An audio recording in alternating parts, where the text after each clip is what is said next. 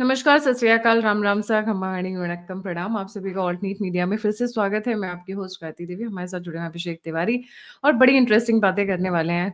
मोदी जी ने world across एक ऐसा स्टैंडर्ड सेट कर दिया है, एक ऐसा पैरामीटर सेट कर दिया है जो बाकी पॉलिटिकल लीडर्स के लिए, मैं भारत के अंदर की बात नहीं कर रही हूँ, भारत के अंदर की पॉलिटिक्स ऑलमोस्ट अब वन साइडेड हो चुकी है। एक बेंचमार्क कर दिया है। इन्होंने अक्रॉस द वर्ल्ड दुनिया के सभी लीडर्स को परास्त कर दिया है। जियोपॉलिटिक्स में जो भारत ने आगे बढ़त बनाई है, उसका कोई कंपैरिजन और कोई मैच नहीं है। Abhishek, a very warm welcome on the show, the platform is yours. There is no doubt. और इसकी शुरुआत लक्षद्वीप वाले मोमेंट से होती है, जब दुनिया को ये पहली बार पता चला कि एक आदमी लक्षद्वीप में फोटो शूट करा के चेयर पर बैठ करके किसी देश की इकोनॉमी पर डायरेक्ट अटैक कर सकता है, बिना कुछ कहे, बिना कुछ बोले। ये उसका सपोर्ट बेस है, ये उस देश में उसके प्रति भाव है। तो देखिए, मैसेजिंग को लेकर के नरेंद्र मोदी, गायत्री जी, काफी स्ट्रांग रहे, स्पेशली जब वो साइप्रस वाला एपिसोड हुआ। तुर्की ने पूरा ऑपरेशन सिंदूर के दौरान खुल करके पाकिस्तान का साथ दिया और कश्मीर इशू पर भी लगातार देता रहा, ऐसा नहीं है। लेकिन उसे कभी ये उम्मीद नहीं थी कि वो नेटो का साथी है और कोई दुनिया का कोई एक ऐसा शख्स उसके ठीक जो उसने इनलीगली ऑक्यूपाई किया है साइप्रस का वो एक बड़ा हिस्सा, छोटा ही है लेकिन हिस्सा है, उसको फिंगर दिखा करके उस पोजीशन पर जाकर के साइप्रस के राष्ट्राध्यक्ष के साथ वो ऐसे करेगा और दुनिया को मैसेज देगा और साफ साफ कहेगा कि यूएन को स्टैंड लेना चाहिए, यूएन यहां पर चूक रही है। और किसको किसको मैसेज था? दूसरी बात, क्या ग्लोबल लीडर्स में जो इस वक्त मोदी जी के आमने सामने हैं, उनमें वो ट्रस्ट है? कैसे ट्रस्ट है? जिस इजराइल ने अमेरिका को खाद दिया, बीज दिया, पानी दिया, सींचा और पौधा लगाया, यूएस को आगे बढ़ाने में इजराइल का इतना बड़ा हाथ है, उसी देश का यूएस का राष्ट्राध्यक्ष एक अटैक जरूर करता है ईरान के ऊपर, लेकिन उसके बाद सीज फायर करा देता है नोबेल प्राइज के लिए और इजराइल को बोलता है अब तुम बंद करो, जबकि इजराइल छोटा देश है। 100 मिसाइल अगर ईरान में गिरेगी उतना इंपैक्ट नहीं होगा, लेकिन ईरान की 10 मिसाइल, ठीक है, उनका वो उतनी प्रिसाइज नहीं है, लेकिन जिधर भी गिरेगी तबाही बर्बादी के मंजर अधिक होंगे। जिस मोड़ पर ये सीज फायर की बातें की जा रही है, वो मोड़ गलत। तो ट्रंप की जो क्रेडिबिलिटी है भारत और पाकिस्तान के भी संदर्भ में, देखिए, नोबेल प्राइज का चक्कर बुरा होता है, ये बात आप मानिए। मैं पहले भी भारत के भी संदर्भ में कहता था, 303 वाली पार्टी 240 पर आ गई। नोबेल प्राइज का चक्कर होता बुरा है, या मानिए ना मानिए, उस तो वो नोबेल प्राइज के चक्कर में पड़ गए। लेफ्ट इकोसिस्टम का एक बहुत रटा रटाया फॉर्मूला है, 3 चीज से तोड़ा जाता है, पैसा, डर और इन सबसे अगर नहीं कोई टूट रहा है, करप्ट नहीं है, तो भाई अवार्ड। ये अवार्ड का चस्का, ये मैं का चस्का, ये स्वयं का चस्का बहुत बड़ा चस्का है। इससे कोई ऋषि मुनि योगी ही बच सकता है, सब नहीं बच सकते, बहुत कम लोग बच पाते हैं। फिर ये तो डोनाल्ड ट्रंप है, एक तो डोनाल्ड ट्रंप हो गया, अब दूसरी तरफ रशिया के पुतिन। तो इनका तो पहले ही रशिया और रशिया को अगर छोड़ दें और चीन को छोड़ दें, नॉर्थ कोरिया को छोड़ दें, तो बाकी देश रशिया के साथ उतने क्लोज नहीं है। भारत बैलेंस बना करके चलता है और भारत उस वक्त बैलेंस बना लेता है जब वो सबसे अधिक दबाव में होते हैं। उनके लिए सपोर्ट इनडायरेक्ट स्टैंड था और रशिया ने भी निभाया वो इनडायरेक्ट स्टैंड दिखा करके, ठीक है। अब आते हैं, इन लोगों का हो गया यूरोपियन यूनियन, नेटो को हट पहले लेके आते हैं, वो यूएस के पपेट कहे जाते हैं और वो भी देख रहे हैं कि भाई जो आदमी इजराइल को डस सकता है, जो आदमी इतना आत्ममुग्ध हो गया हो, सब पे टैरिफ लगा रहा हो, कब तक ऐसे व्यापार चलेगा और दुनिया कब तक रिसेशन से, आर्थिक मंदी से बची रहेगी इस पागलपन के चक्कर में? तो उन्हें एक नया कॉरिडोर चाहिए। जब मोदी जी ने सीपीसी और सीपैक के अगेंस्ट में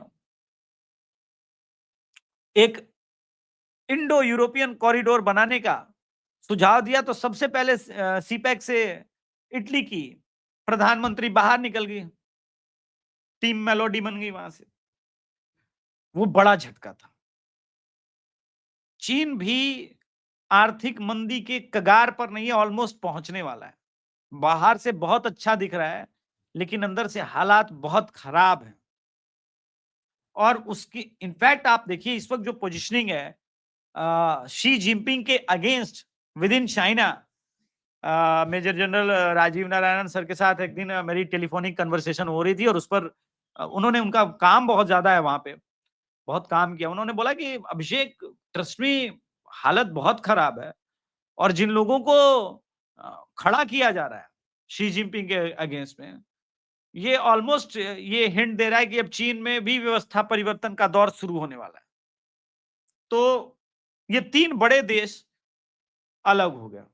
ब्रिटेन ऑलरेडी इस्लामाइजेशन की तरफ है। वो होता है ना कि आप आए, ईस्ट इंडिया कंपनी लेकर के मुगलों को हटाया, अपना राजस्व स्थापित किया, तो पाकिस्तान डिवाइड हुआ।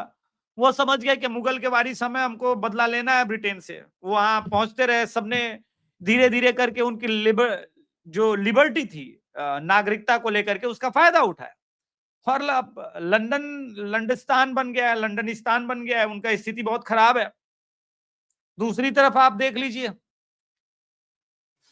कोई अभिषेक, यहाँ पे मैं एक एक आपसे क्वेश्चन पूछना चाहूंगी कि सबसे बड़े डिप्लोमेटिक ब्रेक थ्रूज कौन से थे जिसकी वजह से सेंटर स्टेज पे लाके खड़ा कर दिया मोदी जी को? हाँ, that is I was coming on that only, क्योंकि वो बताना जरूरी है कि ब्रेक थ्रू कहां कहां हुआ। अब देखिए, यूरोपियन यूनियन परेशान है, आपको पता है, ब्रिटेन से वो पहले ही अलग हो चुके हैं।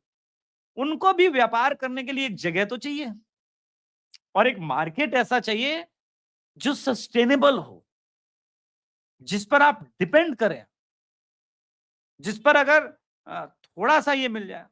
दूसरी तरफ नरेंद्र मोदी जी के ऊपर ट्रस्ट, जो एक और कारण बना, देखिए ये अब पूरी दुनिया मान रही है, जो वैक्सीन डिप्लोमेसी नरेंद्र मोदी जी ने निभाई।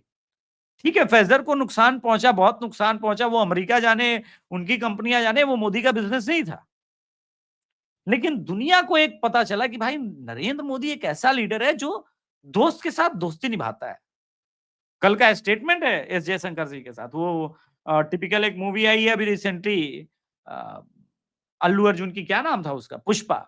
तो वैसा ही स्टेटमेंट है वो, कि इंडिया के साथ दोस्ती बहुत मजा देगी, बहुत अच्छा रहेगा, दुश्मनी बहुत बुरा रहेगा। तो उसके प्रभाव दिख रहे हैं। और इंडिया, जिन लोगों को आप देखिए, अफ्रीका में, ब्राजील में, आप देखिए ब्रिक्स की भी, अगर इसको छोड़ दे चीन को, सब साथ में आ रहे हैं। आपने किस प्रकार से अपनी दोस्ती भूटान के साथ निभाई है, और जो एक नया चेंज इंडियन कह सकते हैं इंडियन सब कॉन्टिनेंट के अंदर वो बदलाव आ रहा है, कि आप जिस प्रयास में, वो दिख रहा है, वो प्रयास होता हुआ फलीभूत, कि आप नेपाल, भूटान और अब म्यांमार, ये भी आप चाहते हैं कि ठीक है, थोड़ा बहुत निगोशिएशन करके, एक डेढ़ साल का और प्रोसेस लगेगा, लंबा प्रोसेस होता है इस प्रकार की चीजें, लेकिन हो सकता है 2-3 साल भी लगे।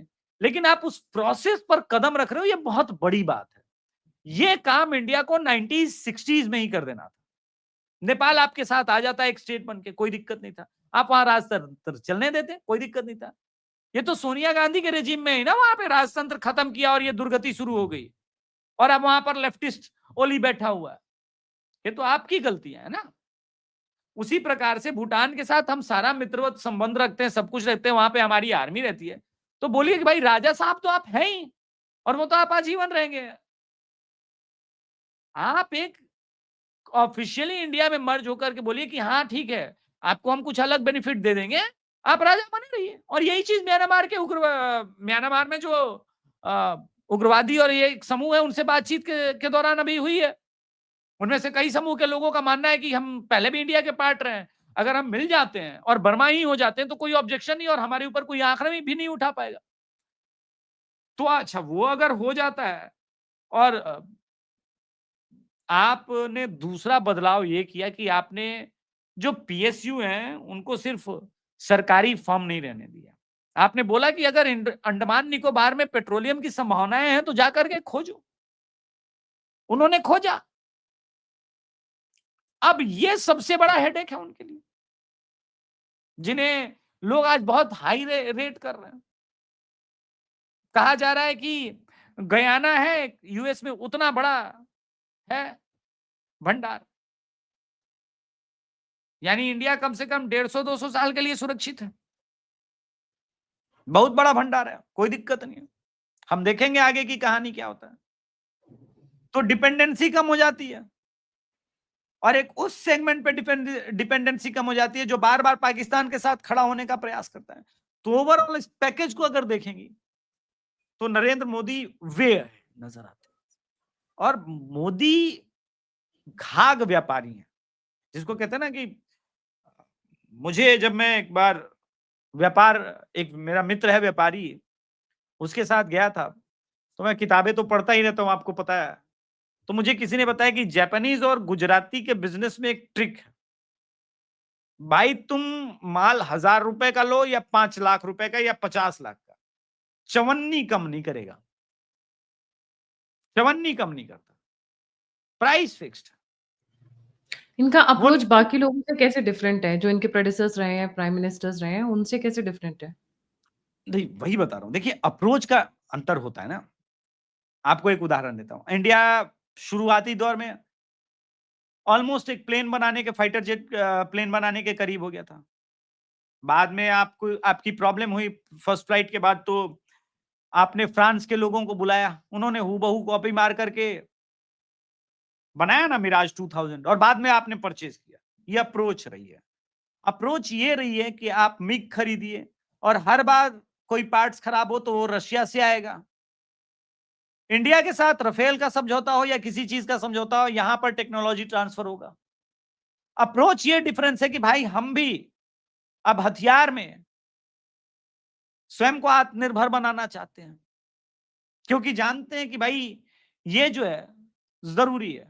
मैं तो बार बार कहता हूं कि ऑपरेशन सिंदूर सिर्फ उसकी झलक थी कि भाई हमारे पास भी जो इक्विपमेंट्स हैं वो वर्ल्ड क्लास हैं। हम जो आपको एयर डिफेंस दे सकते हैं वो दुनिया में न तो आप देखो, आई मीन यूक्रेन रशिया में 400 काम नहीं कर पाया, यहां 300 काम नहीं कर पाया, और आयरन डोम नहीं काम कर पाया। लेकिन आपका एक छोटा सा अपग्रेडेशन डीआरडीओ के मदद से जो 70s का है वो धुआं उड़ाए हुए, गर्दा उड़ाए हुए आप आर्मेनिया को दे रहे हैं। वियतनाम आपके साथ खड़ा है लेने के लिए, ताइवान भी चाहता है, चाहते तो कई देश। तात्पर्य ये है कि आप अप्रोच नहीं बदलते तो ये कैसे होता। तो एक अप्रोच है। आप अब जैकेट स्वयं बना रहे हैं, bullet proof jacket, defence corridor Bihar में और यूपी में कई जिलों में बनने जा रहा है।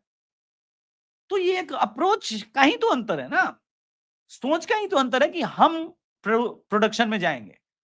हो सकता है कुछ लोग इस बात से इत्तेफाक नहीं रखे। अब आपको एक और बताता हूं, शिपिंग मामले में आपने वीडियो किया था संभवतः, असम के पूर्व मुख्यमंत्री सर्बानंद सोनोवाल जी ने संभाली।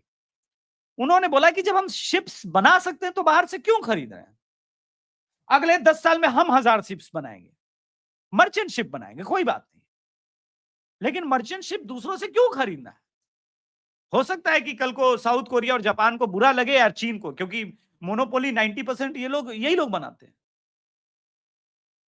भाई अब आप चौथे पोजीशन पर हैं तो कुछ लोग को तो बुरा लगेगा, क्योंकि geopolitics all about personal interest. क्या करें, लेकिन हम क्यों खरीदें, हम बनाएंगे, हम बना रहे हैं। तो ये अप्रोच का ही चेंज है ना। इस अप्रोच के चेंज को लाने के लिए एक लीडरशिप क्वालिटी चाहिए जो आपने दिया। दुनिया के वो देश बेचैन है, परेशान है नरेंद्र मोदी से। जी।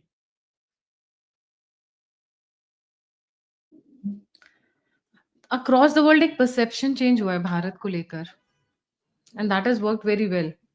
Domestic politics and perception change, ये दोनों कैसे एक दूसरे के साथ साथ चले? देखिए ये डिपेंड करता है कि दुनिया किस तरफ जा रही है।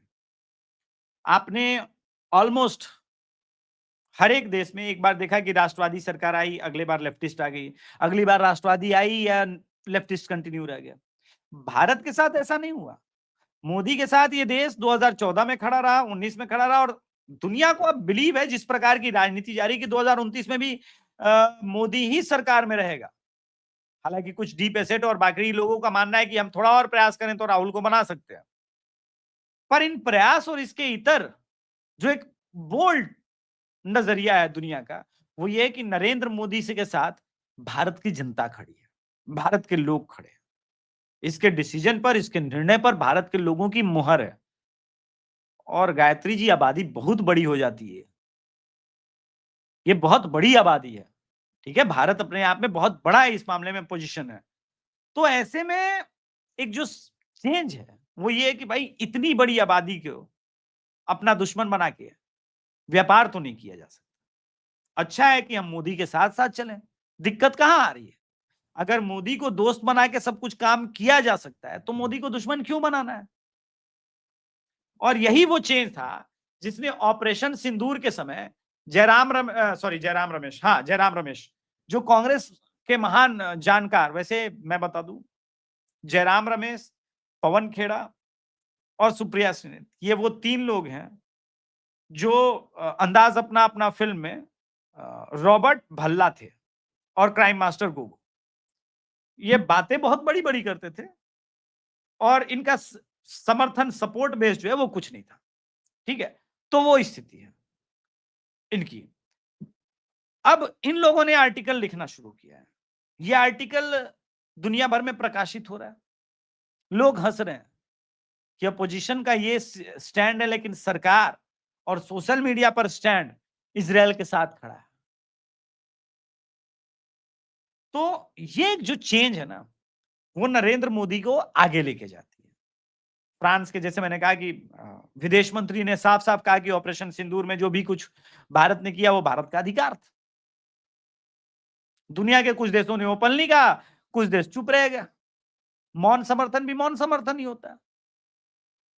भारत भी स्किप कर गया वोटिंग करने से, बोला छोड़ो यार, ईरान इजराइल का मामला है, दोनों अपने, हम क्यों किसी के फेवर में वोट करें। Smart politics. कांग्रेस ने क्या किया था? पीएलए को सपोर्ट कर दिया था। पीएलए जैसे टेरर ऑर्गेनाइजेशन के अगेंस्ट भी अभी ये जो बीजेपी वाली सरकार है वो है। वो क्यों है? वो किसी भी प्रकार के टेरर एक्ट के अगेंस्ट में है, वो पूरी दुनिया में बोल रही है। हा? तो ये एक जो चेंज है। दूसरा, अभी आपने बिलावल भुट्टो, वो राहुल गांधी पाकिस्तान का बाय द वे, वो जाकर के बोला कि भाई अगर सिंधु नदी पे के जल नहीं छोड़े गए, 6 नदियों के पानी नहीं छोड़े गए, वो हम अटैक कर देंगे। अगले दिन अमित शाह का स्टेटमेंट आता है कि वो तो सस्पेंडेड ही रहेगी, बात खत्म।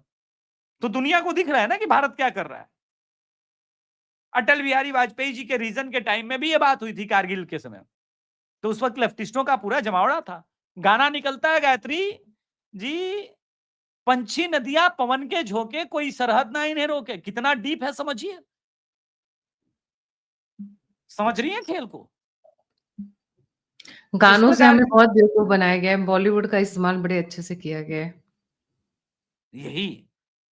यही लोग, नॉर्मल लोग रीड नहीं करते, और हम जैसे लोगों का काम है कि वो रीड करके एक्सप्लेन करें। ये जो चेंज है, ये जो शिफ्ट है, क्या सब ठीक है, तुम मेरे पाले में आके बात करो तो ठीक है, तुम्हारा नहीं सुनूंगा। वो लिबरलिज्म का थॉट चला गया, वो तुम मुझे चुटकुले की तरह अब लगते हैं, वो मत सुनाओ मुझे। मेरी आकर के, मेरे तरफ आकर के प्रशंसा कर रहे हो, कोई दिक्कत नहीं है, चलो ठीक है, चल बन जाएगा। तो ये स्थिति है, और ये एक बड़ा चेंज है भारत की इंटरनल पॉलिटिक्स में। सारे माओ चिल्ला रहे हैं भाई, वो लोग सरेंडर करना चाहते हैं। अमित शाह कह रहे हैं हम 2026 तक नक्सलिज्म को खत्म करेंगे, कोई सरेंडर की बात ही नहीं होनी। ये चेंज है। मुझ जैसा लड़का 2008 में रोता था जब सुकमा में से हमारे जवान के लोग मारे जाते थे और जेएनयू में सेलिब्रेशन। दर्द यहां होता है गायत्री, बहुत दर्द होता था, पीड़ा होती थी। आज मुझ जैसा लड़का हंसता है क्योंकि मुझे वो चीजें याद है। तो ये परिवर्तन है, और ये परिवर्तन, ये सारी चीजें दुनिया को भी तो पता चल रहा है ना। उन तक आर्म्स एंड एनिमेशन पहुंचाने वाले लोग कौन थे? वो सारा एनजीओ कार्टल जो छोटे छोटे एनजीओ में बढ़ जाता था, उसके नीचे छोटे छोटे एनजीओ बढ़ जाते थे, और पैसा पूरा ऐसे डिस्ट्रीब्यूट हो जाता था बड़े एनजीओ के थ्रू। वो बंद हो गया ना। तो यही कारण है, मोदी ने एक बहुत बड़ा शिफ्ट कर दिया। कुछ जर्मनी में लोग बैठ करके भौंक लें, कुछ अभी मीटिंग में कांग्रेस आईटी सेल के राष्ट्रवादी लोगों को भी बुला करके ये नैरेटिव चलाने का प्रयास किया था, तो वो लोग कम से कम नरेंद्र सरेंडर पे भी तो 2-4 ट्वीट कर ही सकते हो, कुछ नहीं तो रिट्वीट तो कर ही सकते हो, अच्छा खासा पैसा मिल जाए। तो कुछ लोगों ने ईमान बेच लिया, तो हम भी ईमान बेच लेंगे क्या? हमें पता नहीं है कि क्या चेंज हो रहा है और आप लोग क्या कर रहे हैं? मुझे तो घाट घाट का पानी कहां कहां बह रहा है सब पता होता है, किसकी आईटी सेल की मीटिंग कहां चल रही होती है। ये आपसे ज्यादा कौन जानता है गायत्री जी की मैं कहां रहता हूं दिन रात? तो मुझे पता है, लेकिन ठीक है, जिन नहीं, लोगों का घर है इन्हीं सब चीजों से चल रहा मेरे से ज्यादा भाभी जी और बेटी जानते हैं कि आप कहाँ रहते हो। जस्ट ऑन अ है। Lighter note. नहीं, दैट इज ओके। जी। So coming to an interesting point, world के लीडर्स के साथ इनका तालमेल किस तरीके से बैठा है कि उनसे ना सिर्फ ये अपना काम भी निकलवा लाते हैं, बल्कि उनको धोबी पछाड़ भी देते हैं जब वो धोखा देते हैं। नहीं, ये बात हमें मोदी जी की बातें या तो याद रखनी चाहिए या जो रिसेंट में भी बात बोलते हैं वो सुननी चाहिए। आपकी अदालत 2013 में मोदी जी ने एक बात बोला था कि 1 अरब 30 करोड़ का देश है जी। आपको धंधा मेरे यहाँ आके करना है जी, मुझे आपके यहाँ आके करना है जी। धंधे की बात ऐसे थोड़ी ना होगी जी। बैठ करके करेंगे, जिस भाषा में आप समझेंगे उसको समझाएंगे जी। तो धंधे की बात है साहब, आप देख लो क्या करना है। वो चिल्लाते रहे अमेरिका वाले की एप्पल मत बनाओ मत बनाओ, उसने सारा कैलकुलेशन करके रखा, बोला टैरिफ लगा देगा तब भी ये पागल मुझे सस्ता पड़ेगा। अभी एक रिपोर्ट आई है 20 दिन पहले, घोर लेफ्टिस्ट पेपर में छपा कि अब इंडिया चीपेस्ट लेबर का देश बन चुका है, चाइना से कहीं नीचे आ गया है। तो असर पड़ता है, दुनिया देख रही है कि हाँ भाई हमारे पास ये है संसाधन। अच्छा, स्टेबिलिटी, सब बातों का एक बात है, जब सरकार के साथ जनता खड़ी होती है, स्टेबिलिटी होती है, तो उन्हें लोगों को पता होता है ना कि हमें शहबाज शरीफ को नहीं बुलाना है, आसिफ मुनीर को बुलाना है, क्योंकि वो स्टेबिलिटी देगा पाकिस्तान में, वही मेन आदमी है। इसी प्रकार से अगर यहां पर स्टेबिलिटी रहेगी तो लोगों को पता है कि भाई चुपचाप मोदी से बात करो, वही स्टेबल है। ये राहुल गांधी के साथ एमओयू कराने का, साइन कराने का कोई लाभ नहीं है। 2008 में करके बैठे थे, ये 2025 आ गया, कुछ हो नहीं रहा है, क्या तो भी नहीं हो रहा है जी। हैदराबादी भाषा में बोले तो कुछ तो करना पड़ेगा, क्या करेंगे? राहुल गांधी जो बोलते हैं उधर को जाके अंग्रेजी भाषा के ऊपर जो बात हो रही थी उसको शशि थरूर ने कैसा बोला, और वो हैदराबादी भाईजान भी जाके बोल को आया। ये होती है डिप्लोमेसी कि राहुल गांधी की 5 विदेश यात्राओं का खर्च एक शशि थरूर को भेज के जब आप निकलवा सकते हैं। अच्छा, जिम्मेदारी भी दे दी कि शशि भाई आप सुनो, आप वरिष्ठ पॉलिटिशियन हो, मुझे भरोसा है आप जो करोगे भारत के हित में ही करोगे, तो मैं आपको एक दायित्व देना चाहता हूं। वह आदमी जो सबसे ज्यादा पोटेंशियल और डिजर्विंग हो और कांग्रेस में उसे आज तक दायित्व न दिया हो, और नरेंद्र मोदी जी उसे कोई दायित्व दे दें, तो उसे तो लगेगा ना कि भाई मेरे टैलेंट को तो सही आदमी इसने पहचाना। देखिए, ये ह्यूमन बिहेवियर, ये एक ह्यूमन साइकी है कि किसी जब जब कोई योग्य आदमी को लगातार अपमानित करेंगे ना, और कोई उसकी योग्यता को, भले वो ऑपोजिशन का आदमी है, वो समझेगा, तो उसके प्रति रिस्पेक्ट जन्म लेता है, क्योंकि वो समझ जाता है, ये ह्यूमन साइकी है कि इस आदमी ने मेरी योग्यता को समझी है, और अयोग्य वो आदमी है जो मेरी योग्यता को नहीं समझ रहा। ये एक ह्यूमन बिहेवियर है, ह्यूमन टेंडेंसी है। तो मूल नरेंद्र मोदी मंत्र जी, क्या है? मोदी जी की सारी अगर चीजों का निचोड़ निकालो, तो मूल मंत्र क्या निकल कर आता है आपके हिसाब से? वेयर इज द ये स्ट्रॉन्गेस्ट एक पॉइंट? आधे घंटे प्रायोरिटी का का अलग प्लेस है। डिस्कशन हो जाएगा, ये एक आधे घंटे का अलग गायत्री जी डिस्कशन हो जाएगा। देखिए, नरेंद्र मोदी जी कोई नेता आदमी नहीं है, ये आदमी योगी है। इस आदमी ने नेतागिरी के पहले इस देश को 30 वर्ष दिया है, समझिएगा बात को। हर स्टेट में, ये जो संघ के लड़कों के साथ आप जानती हैं कि जितनी मेरी बातचीत होती है, वो लोग जो घूमते रहते हैं, हर स्टेट में, हर डिस्ट्रिक्ट में यह आदमी घूमा फिरा रहा, वहां के राजनीतिक ताने बाने को, सामाजिक ताने बाने को स्वयं समझा है, तो लगातार घिस घिस घिस के यह आदमी नेता बना। फिर क्या हुआ, 95 में गुजरात से इनको उठा के भेज दिया गया दिल्ली में। इस आदमी ने निष्ठापूर्वक भाजपा का सेवन किया। आज के लोग, भाजपा के कई लोग कहते हैं मुझसे, भाजपा अपने कैडर का सम्मान नहीं करती। जिस आदमी ने 30 साल दिया उसको 5 साल के लिए संट कर दिया था बीजेपी ने।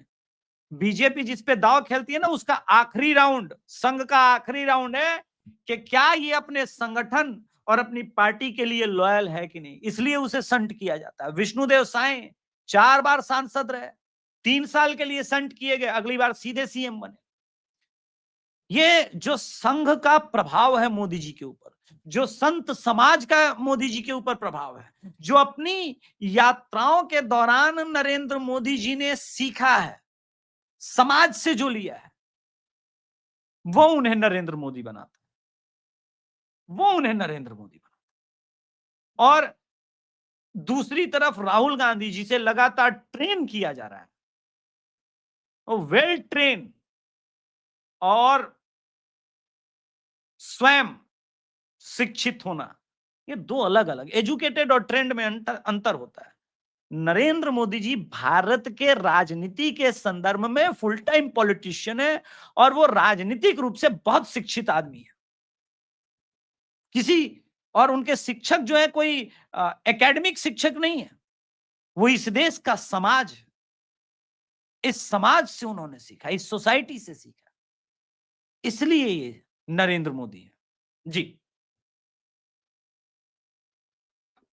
Very interesting, very very interesting. मुझे ऐसा लगता है कि यहाँ पे एक बहुत बड़ा इंपॉर्टेंट, आपने कहा योगी है, योगी से पहले मैं ये एक चीज और ऐड करना चाहूंगी। मुझे लगता है he is one of the finest politicians who understands Chanakya like nobody else. आप 4 कदम आगे आप 4 कदम क्या सोच कर चलोगे, कौन सी चाल चलोगे, घोड़े की चाल चलोगे, हाथी की चाल चलोगे, वजीर की चाल इसी के चलोगे। लिए मैंने कहा कि आपको योगी तो होना पड़ेगा। योगी के लक्षण क्या होते हैं? योगी के 4 लक्षण होते हैं। वो 6 से 7 घंटे से ऊपर नहीं सोते। योगी अपने चित्त को शांत रखता है। आप उसे कितना भी प्रवोक कराओ, कितना भी उनके मुंह से बुलवाने का कुछ भी प्रयास करो, वो नहीं बोलेंगे।